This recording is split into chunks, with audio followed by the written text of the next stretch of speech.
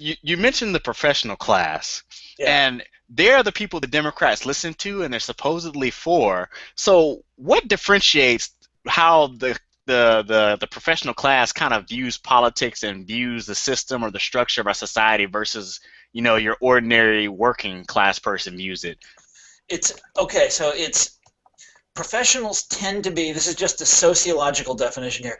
Tend to be very liberal on like culture war issues. On all sorts of issues that are, that you read about in, say, the New York Times. They're very good on these things. They tend to be very conservative on economic issues because, as I said before, they're very affluent people. This is the top 10% of the income distribution.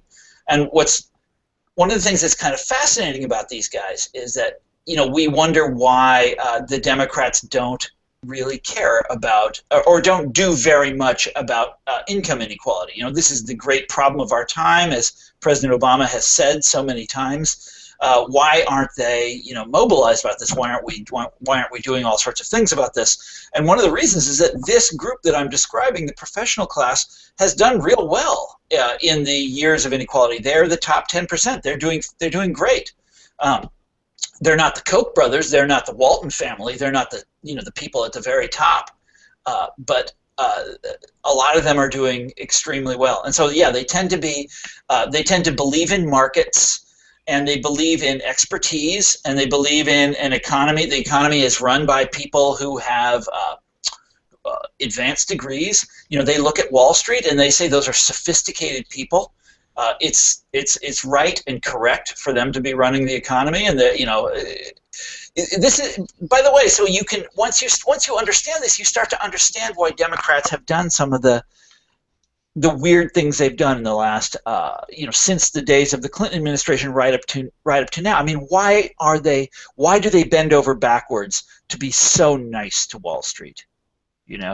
And one of the reasons is because the kind of professional class Democrats who are in the administration and were in the Clinton administration and will be in the Clinton administration to come, they look at Wall Street and they say, that's me. Those people are my classmates. Those are my peers. Those are my people. There's no way, when someone like, Bernie Sanders or Elizabeth Warren says these people have rigged the system, or these people are crooks, or whatever it is. There's like, your average professional class person is like, no way. That's just so much hot air. That can't be true. These are experts. But you said something interesting here. You said that this is the top 10%. So that's still, even though, the people who are the affluent or whatnot, they're still only 10%. If you look at the demographics in the election, I say she, but Democratic establishment personnel are still able to garner a lot of support from the poor. Oh yeah. So well, they're better than the Republicans, right? Yeah, at the end of the day, right? I guess the captive constituency comes to captivate us once more, right? Not to be funny, but but that's exactly right. But there is this group that they're losing, that they've been losing for the last 40 years now, which is the white working class, and particularly the white working class men. And I wrote about this in What's the Matter with Kansas, and it gets worse and worse and worse every 4 years, and now it's, you look at the Republican Party, it's out of control now.